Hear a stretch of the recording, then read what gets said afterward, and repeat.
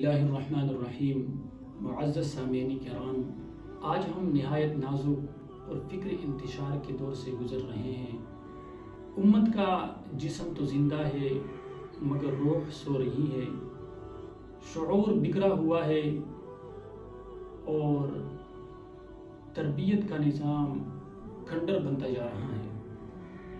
یہ صرف سیاسی یا عسکری زوال نہیں بلکہ فکری بحران ہے۔ جب کسی قوم کی فکر مر جائے تو اس کی بقا بھی ممکن نہیں رہتی۔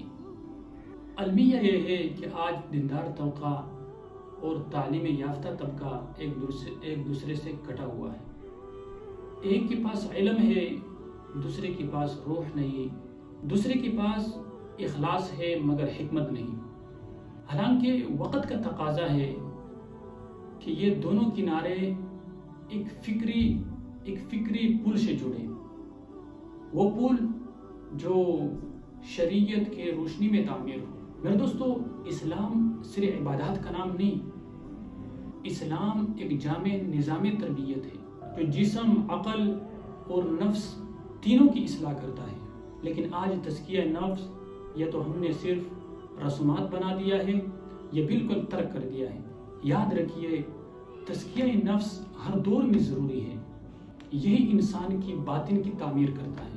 نبی کریم صلی اللہ علیہ وسلم کے امت پر 4 اہم ذمہ داریاں تھیں: تلاوت، تعلیم، تزکیہ اور حکمت۔ لیکن آج یہ سب کچھ رسمی یا درسی حد تک محدود رہ گیا ہے۔ ادھر مغرب نے عقل کے نام پر وحی کو چھوڑا، ادھر ہم نے وحی کے نام پر عقل کو ترک کر دیا۔ نتیجہ ہم مادہ پرستی اور روایت پرستی کے درمیان الجھ گئے۔ اب حل کیا ہے؟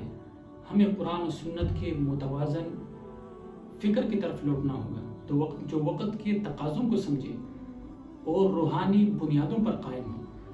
اب ضرورت ہے کہ ہم اپنی نوجوانوں کو صرف تعلیم نہ دیں بلکہ بصیرت، کردار اور روحانیت سے بھی آراستہ کریں۔ یاد رکھیں، اسلام کا احیاء شخصیات کی تبدیلی سے ہوگا، نہ کہ نظام کی تبدیلی سے۔